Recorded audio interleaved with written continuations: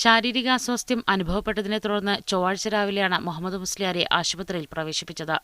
ഇന്നലെ രാവിലെയോടെ ആരോഗ്യനില വഷളായി. ഇതേ തുടർന്ന് ഐസിയുവിൽ പ്രവേശിപ്പിച്ചു. രാത്രിയോടെയായിരുന്നു അന്ത്യം.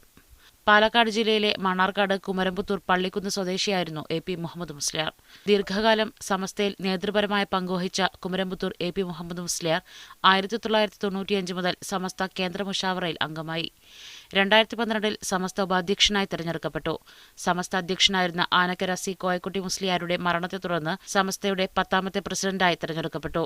പട്ടിക്കാട് ജാമിയ നൂരിയയിൽ പ്രധാന മുദരിസ്, വൈസ് പ്രിൻസിപ്പൽ തുടങ്ങിയ പദവികളിൽ 2 പതിറ്റാണ്ടിലേറെ കാലമാണ് മുഹമ്മദ് മുസ്ലിയാർ സേവനമനുഷ്ഠിച്ചത്. സമസ്ത ഫത്വ കമ്മിറ്റി അംഗം, സമസ്ത കേരള മദ്രസ മാനേജ്മെന്റ് പ്രസിഡന്റ് തുടങ്ങിയ സ്ഥാനങ്ങളും വഹിച്ചിരുന്നു. കേരളത്തിൽ നിലവിലുള്ള നിരവധി മുസ്ലിം പണ്ഡിതന്മാരുടെ പ്രധാന ഗുരുവായിരുന്നു എ പി മുഹമ്മദ് മുസ്ലിയാർ. കേരളത്തിലെ ഇസ്ലാമിക വൈജ്ഞാനിക രംഗത്തിന് നികത്താനാവാത്ത വിടവ് സൃഷ്ടിച്ചാണ് കുമരംപുത്തൂർ മുഹമ്മദ് മുസ്ലിയാർ വിടവാങ്ങുന്നത്. മീഡിയ 1, പാലക്കാട്.